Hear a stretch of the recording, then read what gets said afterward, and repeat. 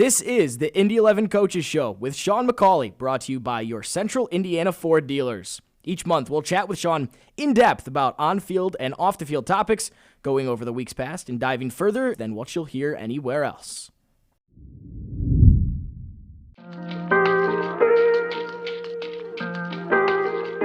Welcome into the Indy 11 Coaches Show with Sean McCauley, brought to you by Central Indiana's Ford dealers. So each month, Sean, we'll sit down, chat about the month that was, chat about the month ahead, and hopefully give some stories to the people as well. So first of all, thanks for doing this. Thanks for being here, and I'm really excited to just help people get to know you a bit more. Good, thank you, and thank you for the invite, and I'm pleased to do it. So you're about, a month into being in Indy so far? How's it been for you so far? How have you liked it? It's been really good. I've settled in really quickly, and that's due to the players and the people and all the staff. So while it's been a bit of a whirlwind to get in a month, and we've got through a lot of work, I feel as though I've been here a long time because I've got good relationships with everybody, and I'm really looking forward to the start of the season. Well, let's take it back. Let's figure out who Sean is. What makes Sean Sean? If you're given a 30-second elevator pitch, and you're trying to encapsulate your many years of wisdom and learning, what do you say in those 30 seconds? Tough to say in 30 seconds, so I'll waste a lot of time by just saying how tough it is, and then at the end say, I think I'm an all right person.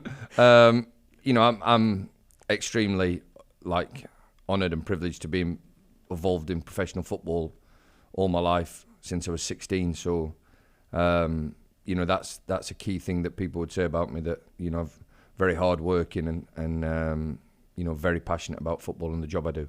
Yeah, so all the way back to there, when you started playing, you were born in Sheffield to Scottish parents. Was football always going to be the path? Was there ever anything else that might have crept in there?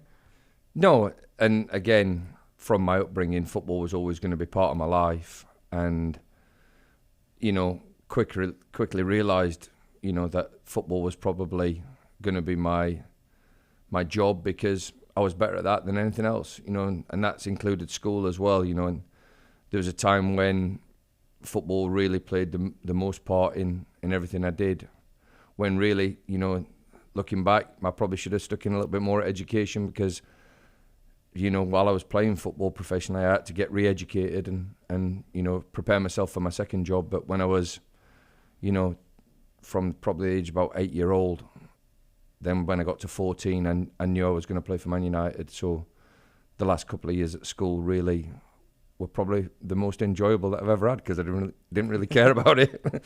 I knew I was going to go into football, and maybe looking back on it, I should have done something different, because then I didn't need to use a lot of my time as an adult learner.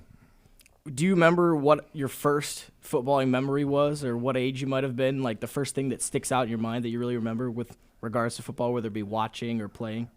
Not exactly one memory. I just remember, at all times when I was young, whenever I spent any time with my parents, if we went away for a weekend or went out for the day, we'd always end up finding a park. And being a parent myself, knowing what that time is, it's wasting time, killing time.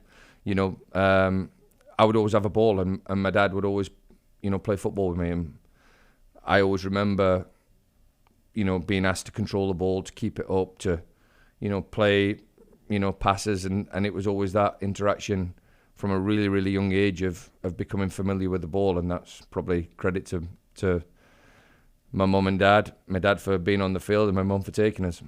Did they have any playing history at all? No, my dad thought he did, but he didn't. He played for a really good amateur club in Scotland, the same as Kenny Dalglish, and in that time probably there wasn't the opportunities for younger players to get chances to play professional football. You either went straight into the elite, or you had to get a job. And I think back then, a lot of the professional players had both. They had a job in Glasgow, probably working in the shipyard and playing professional football as well. But my dad didn't take that route. He went down to England to find work at 16 and stayed there. Did you go to the football on Saturdays with him, with your parents at all? On Sundays, yeah, I'd go and watch him play. for the local Sunday team, amateur team. And then on Saturdays, I would be playing from a young age. So from 8, 9-year-old, it was, I wouldn't call it serious football, but it was playing for the city select team, and quite a big deal. You probably travel quite far for the UK, quite far. 20 minutes down the road. But that was probably the Saturday morning, and then Saturday afternoon, because my dad was from Glasgow, we didn't support any of the local teams, so we'd go and watch Sheffield Wednesday one Saturday, Sheffield United the next Saturday, and then even into the other clubs that are around that area: Doncaster, Rotherham, Chesterfield. Is that it's kind of funny how you end up there afterwards? Did you feel any like emotional connection to any of the Sheffield clubs before you became much more involved with them? Not really. I trained at both clubs when I was a junior, and I trained at Sheffield United and Sheffield Wednesday when I was 12, 13, because they used to invite all the local players to come and train. But then Manchester United offered to sign me, and it was a weird one really, because Sheffield United and Sheffield Wednesday at that time, when they heard that Manchester United were going to sign me, just sort of fell out and dropped out the. And it was I'd not made a decision. It was almost like they never continued as soon as Man United came in. One of the teams that continued to push to try and sign me was Grimsby Town, which was amazing, because they thought we could offer you earlier first team football, and at the time, obviously, when Manchester United they made the offer to make me full time, I just couldn't turn it down. And that was at 14? 14 year with a contract through to 18, and then obviously when I was there from full time from 16 to 18, I got another contract when I was 18 for 2 years. Was there any kind of inkling of football turning from fun to a job and to work? Did you still always have that enjoyment? Yeah, and I think I still always have that right now. The difference is the pressure is different. The pressure to succeed, the pressure to stay in, especially when you're younger, to get into the team, to stay in the team, knowing that if you're out the team, you might become out of work. That's a bit of a pressure, but there's never a time where that pressure overrides into not enjoying it. It's one of the things where you enjoy the pressure and the challenge, and what will be, and if you're lucky enough, you put your head down, keep working, and another contract will come, or another club will come in for you, and you keep on that merry-go-round of what is known as professional football, professional sports. Do you remember that first day at United? Yeah. I remember my first wage packet more than the first day. And that's because I can't remember what we did on the first day, but I do remember getting an envelope. It was different back then, which you probably don't even know what wind-up windows are in a car. So what we used to get paid. Done that a couple times. Yeah, we used to get paid in cash. And you'd get it paid in an envelope, and obviously the tax had been taken out, and you get a wage slip with that, and you used to have to take your cash to the bank. And I remember us getting the first wage packet with the first wage slip and realising, right, that's it. I'm now officially a professional footballer. Yeah, that's the moment. Do you remember your parents saying anything? You going to the bank, taking your money to the bank at 14 years old? No, because I lived away from home. It was just I started getting paid when I was 16, and I lived away from home. So. To be fair, the club look after you. As soon as you get your wage, they open the bank account for you. You take your money in, and you go to a separate teller, and they understand, that you're putting your money in. Do you want to keep any, and how much do you want to put away each week, in different accounts. So the club do a really good job with that. But no, I think once you're 16, I was never on my own, obviously, because I always had my parents' support. But you are left to look after yourself a little bit. Yeah. And obviously, you played under probably the greatest manager of all time, Sir Alex Ferguson. You said you became quite good friends with his son, Darren, right? Mm-hmm. I just, not only playing for him, but kind of being involved in relatively personal life as well. What do you remember about that? Yeah, I mean, he was like everybody's sort of second father, really. He looked after you, but in a way where he made you look after yourself as well. He was there as a support, but he gave you the the discipline and the rules, and you knew that you could always rely on him if you got into any sort of personal issue that you needed sorted out. But you also knew that any personal issue you had, you probably wanted to keep it away from him because he was that type of personal manager. He was really good. He looked after just about everything for you, and he was great for me. My first transfer away from the club, he pretty much looked after me and told me that I was moving and where to go and what to get, and made sure that the transfer went as smooth. And even after that, there was part of my deal. Was an extra payment from the club I was at to Manchester United if I made so many appearances. And I remember him saying, if it's going to stop your development, we'll quash the money. It was really good. Do you have any more stories on the humorous side about him that could go over the airwaves? We used to have to wash his car every Friday. That was the other thing. As the younger kids? The apprentices had to wash his and the assistant's car.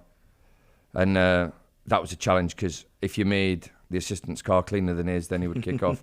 And if you made his car cleaner than the assistant's, then he would kick off. So it was literally a real every Friday afternoon. And we would have a number of people checking it to make sure it was clean, and there would always be a spot that wasn't. And he'd made sure we do it again, and everything that he did was basically around building character, and that's what he was fantastic at.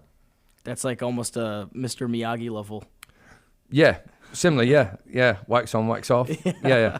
One thing I want to talk to you about too is playing for the Scottish youth national team. My dad being from Scotland, that's one of the more brilliant things when you pulled on that kit for the first time.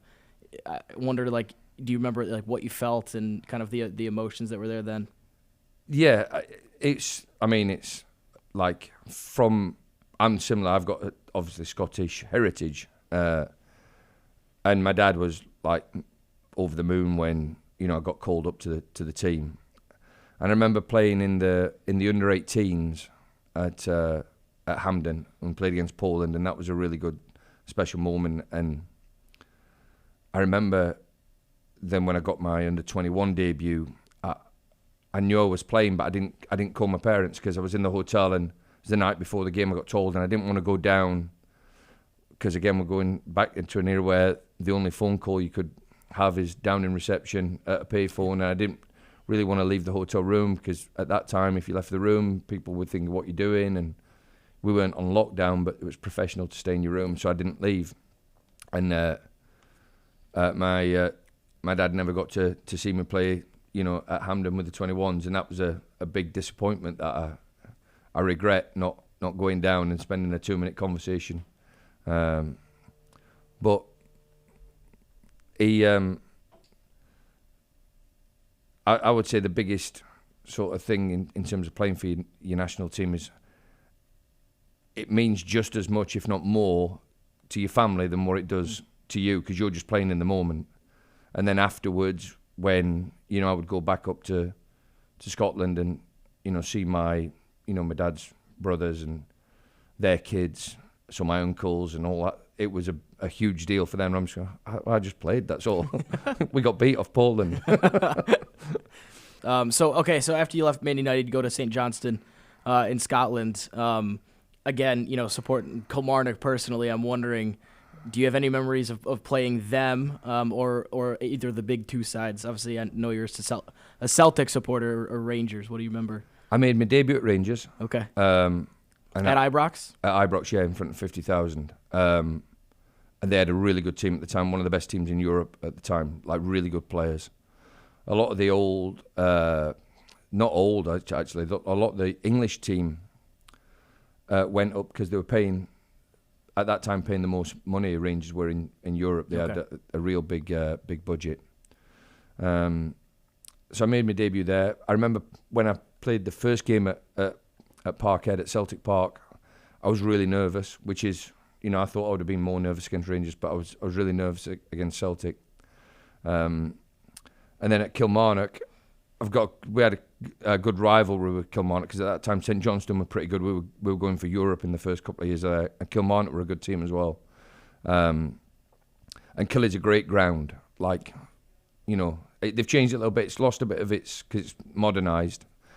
But back in the day, it was a really good ground, really good atmosphere. But I remember beating them in the Scottish Cup quarter-final and sitting down and after the game and we were on a big bonus to win the game, and I remember sitting down, and I was new to it. That's my first season, and there was an old pro sat next to me, and I looked at him and I said, "Hey, well done," and he went, "It's a pair of curtains." I went, "What?" He went, "My wife wants these really expensive curtains, and that win bonus has just got them." So, and I thought, yeah, well, I'm going to go out and have a good time with the lads. Yeah, you're at a slightly different point in life. Completely different point. But I remember that moment of winning there.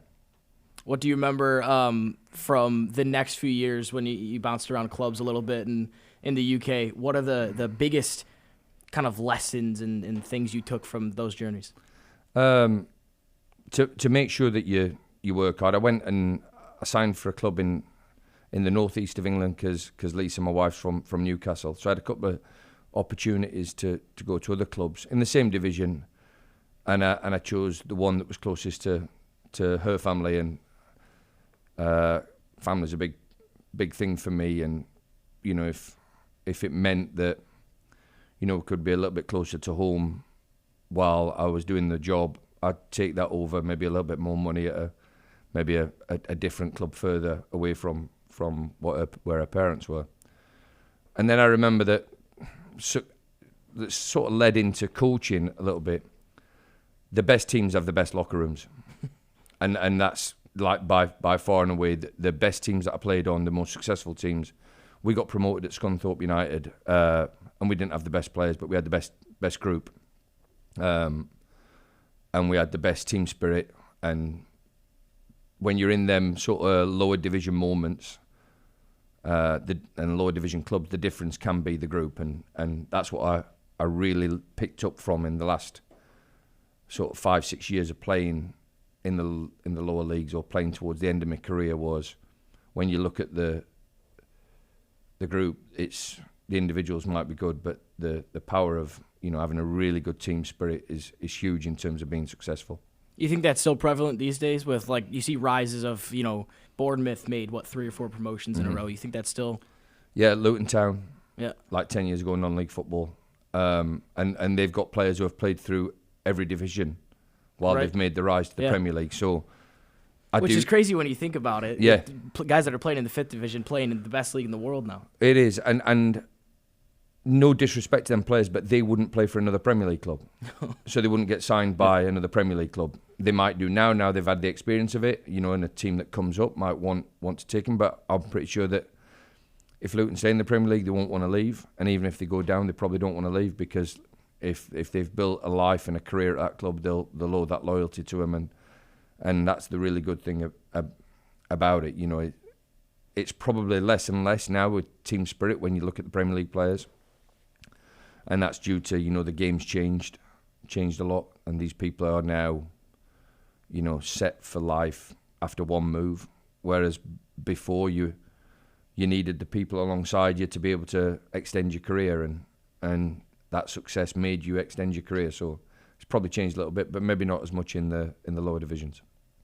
When you then left the UK and came stateside to the Portland Timbers, that was, in 2002. So that was different soccer landscape than we have now. I'm curious on what that process was like in terms of you hearing about this opportunity, how it came about, and then deciding to make the jump to come play in the States.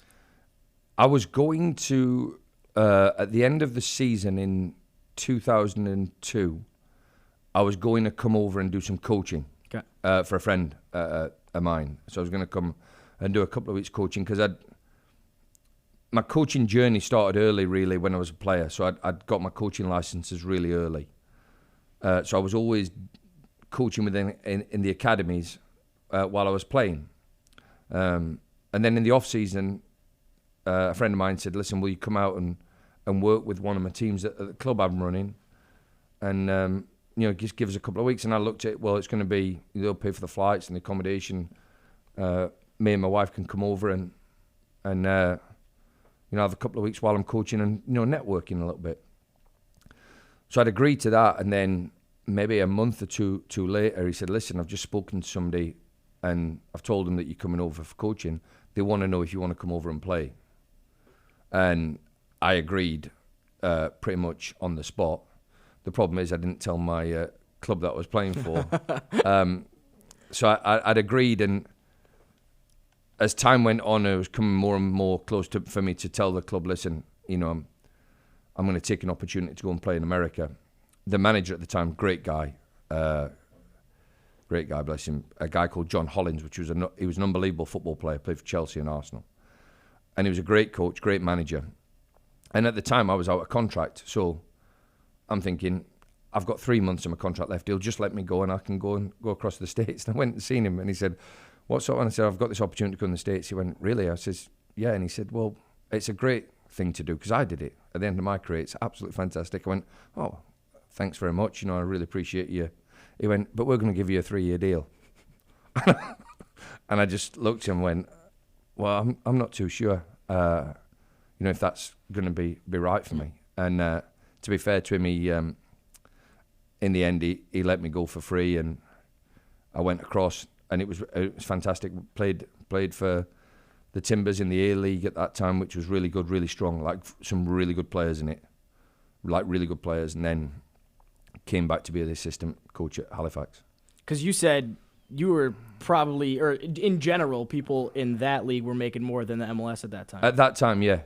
At that time. So the quality that you were playing against and you were playing around was pretty high. Yeah, and I don't know the MLS at that time. That would have been 2002, so it started, maybe, what would it have been, 7 years before that. But I know that even after that, speaking to people who started on the minimum salary in MLS, was near enough minimum salary for anything. So a lot of the players, because there weren't many teams either in the MLS, had to get their wage, their playing time from within the A-League, and it was really good, really strong, like some good players. I remember playing my first game in MLS was a pre-season friendly in Seattle, and I got absolutely run around by Brian Ching, because I just didn't expect what this is going to be, and he was like a top player, and he proved it to be a top player. Who went on and had a great career in the MLS, but I don't know if it was his first or second year in Seattle, but he gave me the complete run around.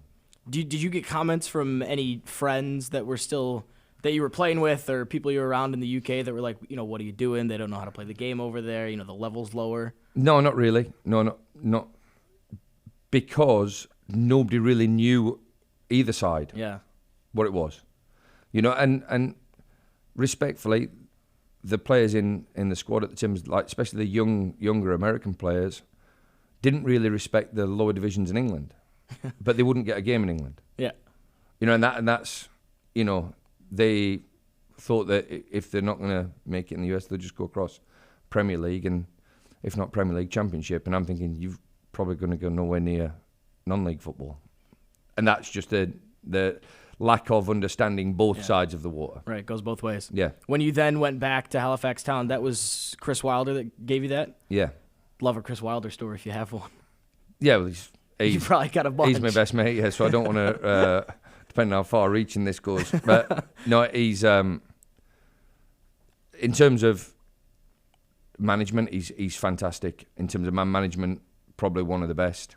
And I learned a lot from him. And it's amazing because we started that together. I would say he calls me for advice as well, and that's not due to anything other than we're really close in terms of knowing how each other works, and he knows what's probably going to be a good and great opportunity for what I could get, which he said this would be for me when I rang him and asked him, what's your thought process, and likewise, I went across and seen him before he got the Sheffield United job and before he actually took the thing, and I'm saying, yeah, jump back in, get back into it. Do you style a lot of your management strategies, tactics, styles? I think we've got similar personalities and similar ways of working in terms of that, but different because his group now is completely different. And I was speaking to him about this. He wants more characters in the team. You know, if you remember the promotion winning team that he had, you know, from 1 to champ to Premier League, pretty much the same players, and the characters they had in their team were excellent, and that character drove them to play a bit better, and then drove them to finish, I think it was eighth in the Premier League. Above Newcastle. Yeah, it was, yeah. So I think that's, you know, he probably wants a little bit more characters. So in terms of management style, he probably has to manage them a little bit differently. But if you got the right characters in, I would say we're pretty similar. After that, you went to Wednesday and became the academy coach, but also had some caretaker stints in there. The first time in 2006, caretaker for 4 games, wins against QPR, Crystal Palace, Leicester City, a draw versus Wolves. Obviously, it was different teams back then, but that's not a bad little rap sheet for the first 4 games as a first-team manager. Yeah. It was good, really good. I had 2 stints, and, you know, jump into the second one first because we played Newcastle on Boxing Day and drew 2-2, and they got an offside goal, and it should never have been counted. So that's a 2-1 win. I was going to ask you what you remember about that day. Yeah. Well, I remember the fact that Sheffield Wednesday and Newcastle historically have played on Boxing Day a few times. Yeah. And it's usually it's a huge game. Sheffield Wednesday is a huge club. Like, you know, it's one of them. If they got into the Premier League and played regularly in the Premier League, they'd be up there, and, you know, all the biggest, richest owners in the world want them because the fan base is phenomenal.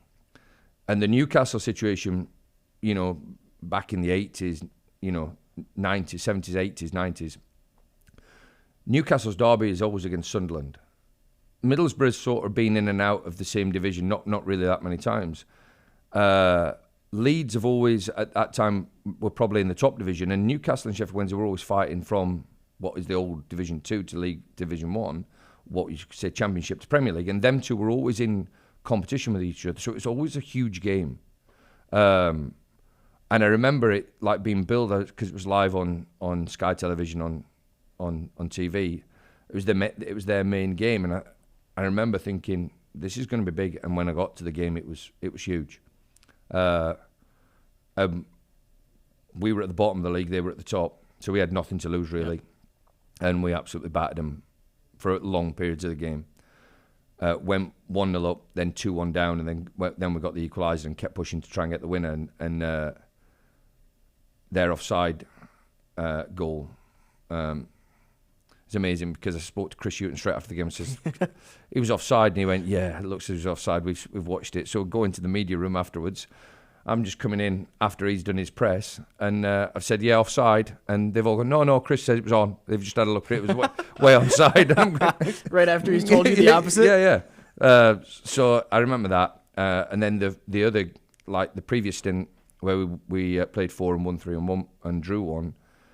We were in a tough spot as well, but at that period we had a real good core group of young players, and they were just a little bit nervous and a little bit feared of playing in front of the crowd at Sheffield Wednesday. Yeah.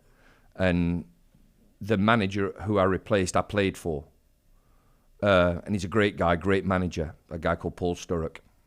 And I said to him, you need to let these players loose a little bit. And one reason or the other, he didn't. He wanted to make sure they got through this tough period, and he thought that once we got through that, you know, past the Christmas and New Year period, we'd be okay. And you know, he sort of didn't manage, I don't think, as naturally as what he did do, because he was in some sort of dispute with the club, and you know, things happen, chairman, owner. So when he left, I just continued what I did in terms of telling him what I think he should do, and they were amazing. The younger players were amazing, and basically, rather than Paul Sturrock was great, because what he did was he tried to protect them by taking the responsibility of the results on himself. So he tried to protect the players, but what he did was he actually hid the players from the responsibility of playing. Mm. So the younger players thought, well, I'm not going to do anything here, because if anything goes wrong, the manager's going to take the rap for it. Whereas I went in and said, this is not my job, I'm caretaker, interim, whatever you want to call it. It's up to you to go out and perform. and then they went out and they did the job. Now what I'm saying is Glenn Whelan went on and played, hundreds of times in the Premier League. Chris Brunt for West Brom played in the Premier League. We had Dion Burton, Premier League player. We had Majid Bagheera, we sold for 12 million to the Premier League. We had Jones, the kid on loan from Liverpool, who goalkeeper, who, he's on loan from Middlesbrough, signed for Liverpool, went back to Middlesbrough, then signed for Liverpool. So we had a lot of good young players, but they were just a bit restricted. And then when the shackles went off, they did really well. Is that a tough spot to be in when you are the caretaker and you know the guy you're coming in for, and just kind of to blur that line of, not, talking bad about what just, the guy that just got sacked, but also trying to, get supporters behind you and be positive? I think you just got to be respectful of the person that's left and respectful of the club, because they've got a responsibility to its supporters. So it's almost like trying to, how can I say, build everybody back together again. And I don't think you can be disrespectful to anybody in the game, because you never know when you're going to meet them again. Everybody's got a different way of doing things, and sometimes you win games, sometimes you don't. That's the nature of the beast. So after that game, I think QPR was the first game that we won, I think. I went and bought a bottle of wine and took it up to Paul Sturrock, and we had a glass of wine and rewatched the game on video. What did he say about it? He was he'd already had a bottle of wine before I took that one up, so we can't say what he said. No, he was good, and again, fantastic managerial career he had. So I'll always pay respect to, even though the results didn't go well for him. He was really good at his job. When you were coaching the academy there, I know right now, you're big on having the young players in training and making sure that they get exposed to the top level. I'm assuming you've had that mindset for a while. Was it developed as academy coach at Wednesday? Did you have that before as a young player who came through the ranks at United? Where did that or was the genesis of that? I would say started at United, knowing that all the players, I remember going into the boss's room and every player is on a whiteboard. Every single player.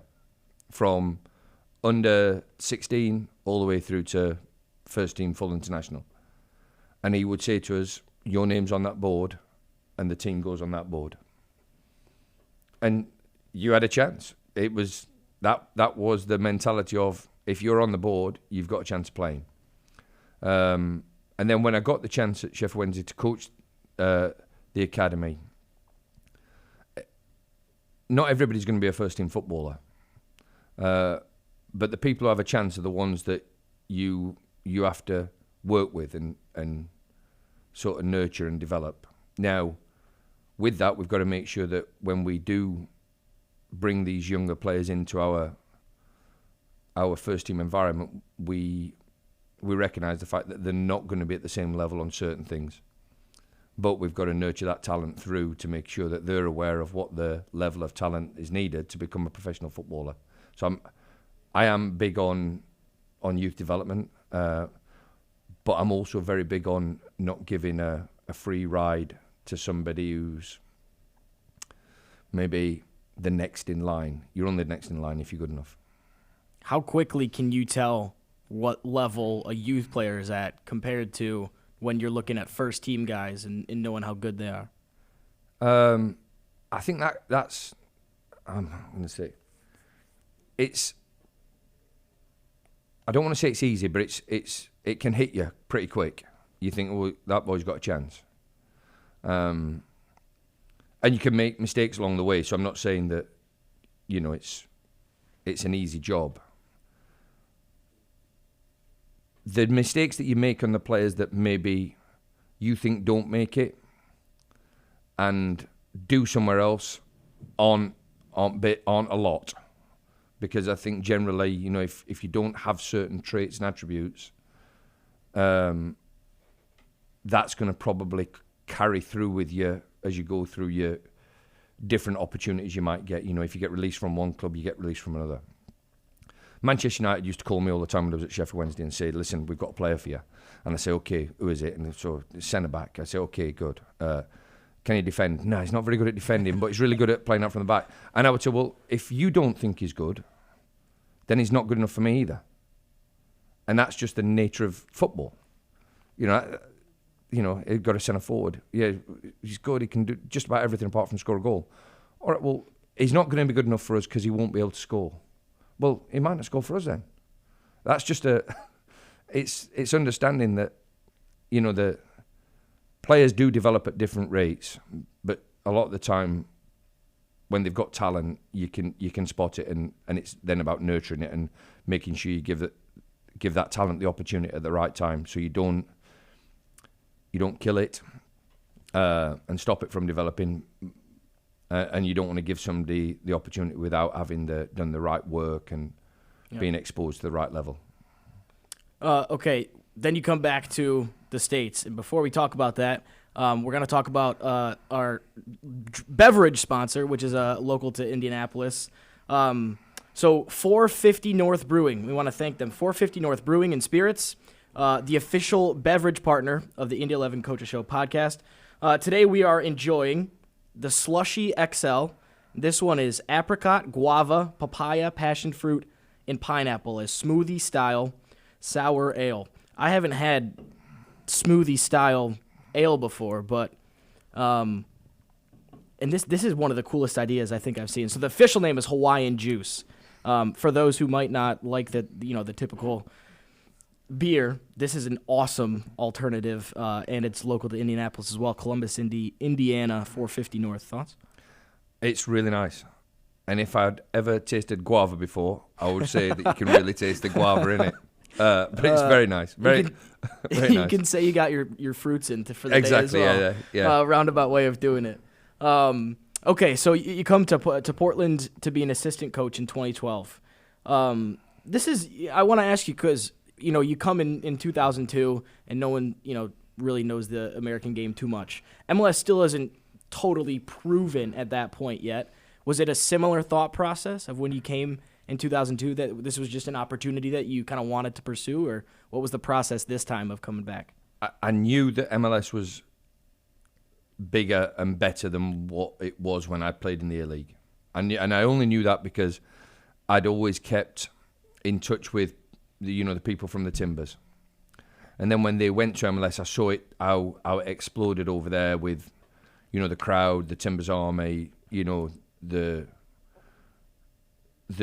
general feel of everything in Portland went through the roof with the club.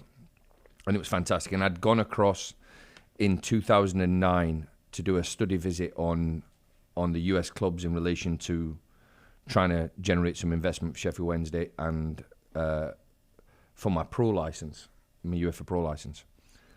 And I'd gone and I'd seen it and I thought, well, they were talking then about, going through, trying to get into 2011. And it was different. So I knew it was a lot different. Then when I went across to, have talks about joining, they invited me to a game against Seattle Sounders at what was then PG Providence Park. And it was insane.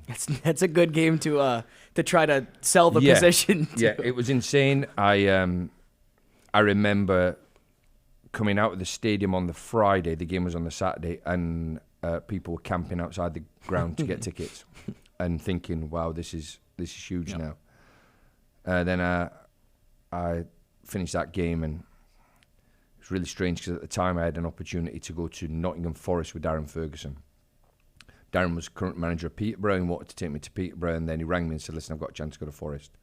And as I'm in the airport at Portland on the way back, which was the Sunday, I got a call from Darren thinking, I've got to make a decision on this Forest thing. And at that time, probably Forest was going to be my choice. And he said, the Forest deal's dead. And my chairman is going to do Forest for illegal tampering. I was in the media. So that will be in the media somewhere. That was in 2000. It would have been 2012. So that was either Peterborough, Forest, or Portland. Then I went back to Sheffield Wednesday because it was in June, like start of July, and at the time the current chairman was Milan Mandaric, who was great. Milan. He's done great things in different clubs. But he's got a unique way of working. And a chief executive who was also really good. He'd been at West Ham, Man City, a guy called Paul Aldridge. And Paul called me into his room and went, "You're leaving, aren't you?" And I'm thinking, well, the Forest deal's dead. And I don't really want to go to Peterborough. I want to go to Portland. So I've spoke to Darren, and nothing's for certain yet, because I didn't want to leave Sheffield Wednesday for Peterborough. No disrespect to Peterborough, but I'd at that time I'd done well at Sheffield Wednesday. I wanted to stay there. But I was thinking I want to go to Portland Timbers. And he just said, "Portland Timbers." And I just went, "Oh, how do you know about that?" And he went, "A report from ESPN called me." Oh, no. Yeah. So saw me at the game and then put 2 and 2 together. And word must have got out that I was over. So I just said, could I leave? And at that time it was difficult because another couple of clubs came in for me to be the manager, the head coach, and they wouldn't let me leave. So I had to write some agreement to say that I would go to the States and I wouldn't come back to a club for 2 years. And if I did, they'd have to pay compensation. Wow. So me and my wife packed up and went to Portland and thought it was going to be for 2 years, and we've been in the States ever since. Yeah. What was it feeling like when you lift the MLS Cup over your head for the first time? Yeah, it's amazing. It's amazing. Listen, and it's not just, people think it's just that moment. And I remember we get into the playoffs and we play the playoff games. And I think the first game was against Vancouver. And then we played, so we got through that series. Then we played KC. And we had the penalties with the double post.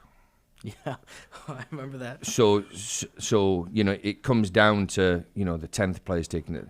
And then the keepers took one, and then they took one, and it hit one post, rolled across the line, hit the other post, and came out. And smallest of margins. Yeah, and that's when things are probably going your way a little bit.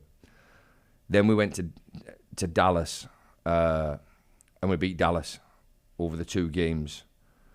So we won the conference final in Dallas, and we celebrated it like it was no other teams ever won a trophy ever in the history of the game.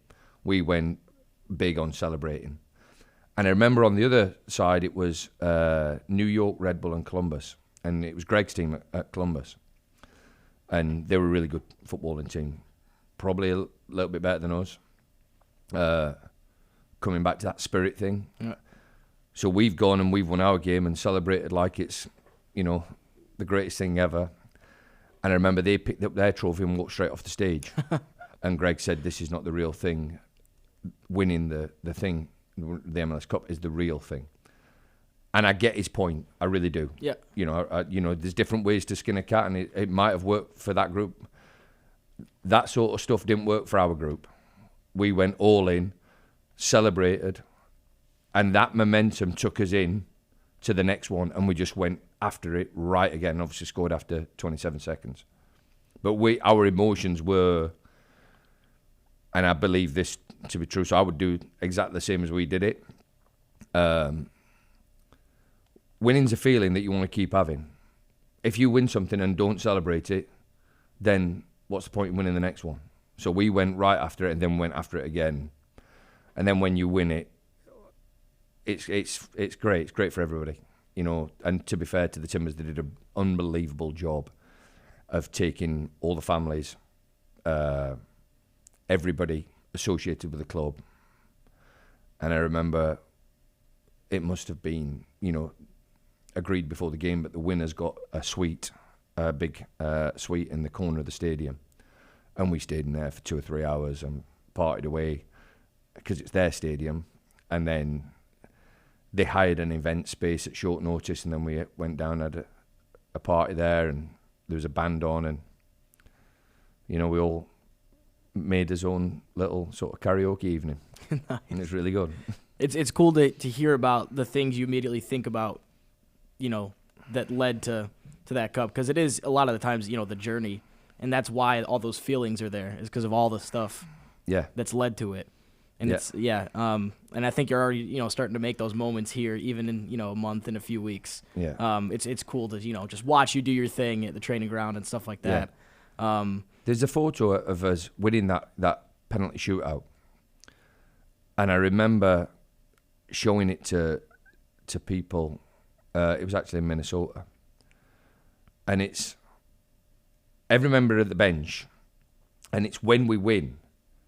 Right, so it's not as, we're all like doing this. It's the moment, and the photographer caught it fantastic. And I think I've got it somewhere at home, or I'll have it somewhere. I'll be able to show it you. And we're all like up in the air at different moments, and people are running on. And that's equipment guy, media guy, all the subs, the players who have played and come off, and then all the staff. And that's like the picture that a successful club is, that everybody is involved in it. Whereas I've seen in the past, you score a goal and maybe some people are just sat on the bench. It doesn't really mean that much. The environment that you need to create is everybody's involved in the success. And everybody has to take some sort of accountability for the defeats along the way.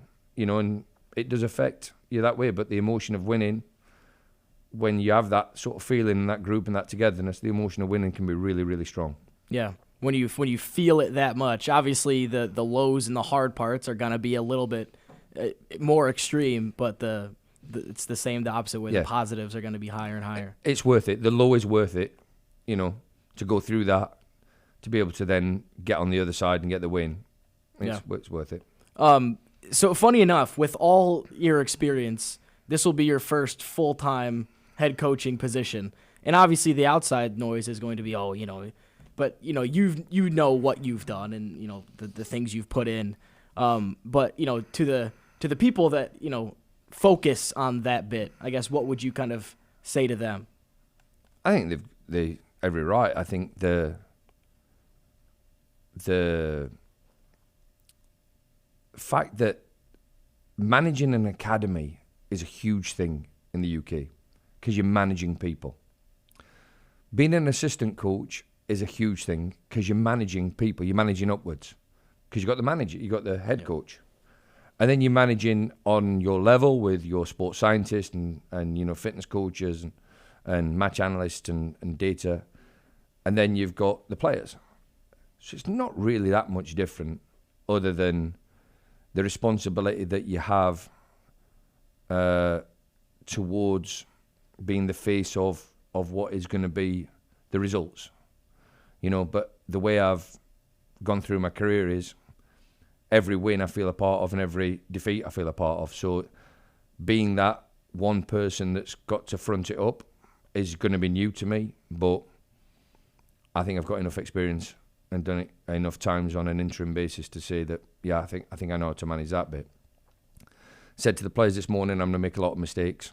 I'm going to pick the wrong team sometimes. And I'm old enough and experienced enough to be able to say that, people call it vulnerability, I call it experience, that I am gonna probably pick the wrong team sometimes, maybe make the wrong changes in games, maybe get some tactics wrong, but I will make mistakes. One thing that I guarantee is never ever going to be one of the mistakes I make. I know how to win a football match. It's pretty simple. And they all looked and quite right, I know how to win a football match. The simple thing is you got to score a goal. And that's it. So every time we play, we're going to try and score goals. And you can't argue with that. All this other stuff that floats around with, 77% possession and, expected goals and all that, that's great. I understand all that and the value of, playing out from the back and, overlapping fullbacks. All these little tactical things are great. And there's some mistakes that I might make. One thing will never, ever change in football. You have to score more goals than the opposition. And I believe that to be true. So that's one thing that I'm never, ever going to be pulled up on as a mistake. We'll set the team up every week to win. We'll set the team up to score more goals than the opposition. So if that's my first role in management, I'm probably going to be all right. If that's I think we've seen it already in the preseason as well, with good results and good performances as well. The next time we do this, it will have played games already. So just curious, what for you constitutes a success in the first couple weeks of the season? Making sure that everybody's still sticking to the plan of what we want to achieve at the end of the season. Because there is going to be times where where we go through that adversity. And that's my biggest disappointment this pre-season. We have been through some challenging stuff, travelling, 3.5 hours on a bus to go and play a game first thing in the morning, and then, 3.5 hours back and getting changed on the bus because there's no facility there. That's a challenge, but it's still not the same as that feeling of the opposition scoring. And I've told the players that no matter what happens in any game, our goal is to score 2 goals. For the simple reason, the mentality is if we do get 1 scored on us, the goal at the start of the game is to get 2. And that's a big Fergie thing. Fergie was always big on when Man City picked them to the league on goal difference. I think he openly said, it's always my plan to score 2 goals. And I believe he did that to make sure that he won the league. My theory on it is I want the players to have that belief if we do go a goal behind, our objective is always to get 2 anyway. So I want them to stick to them sort of basic principles of play, which will give us the the platform to build the rest of the season off. Because there'll be times when we win games, there'll be times when we lose games, but if we're trying to do it in the right way, which again is in our attacking moments, trying to get the ball towards the opposition's goal and put them under pressure, and then when we're defending, making sure that the opposition knows that they're in the game and a fight. And I think once we get the first month out of the way, hopefully we get the rewards of that work, then that'll build the confidence and beliefs. That's what I want to see out the first month. And that is the first episode of the Indy 11 Coaches Show podcast, presented by the Central Indiana Ford Dealers. We'll see you next time. Thank you for listening to the Indy 11 Coaches Show podcast, brought to you by Central Indiana Ford Dealers. A thank you as well to our beverage partner at 450 North Brewing and Spirits. You can watch the video version of this podcast when you subscribe to our YouTube channel at Indy 11, and you can listen wherever you get your podcasts.